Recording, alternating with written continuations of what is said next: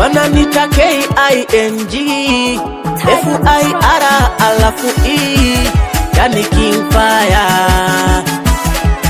Mama mkwe hapana, huyu mwanao simtaki tena.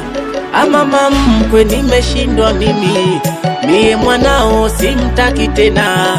Nasibishi kila mwanadamu ana mapungufu, hata mimi nayo, ila hambiliki avumiliki sikio la kufa huyu mwanao.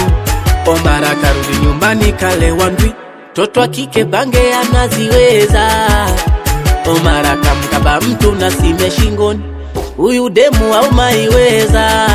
Nani mkorofi tena promaxi, haya mapenzi hapana, hapana, hapana, hapana, hapana, hapana, hapana.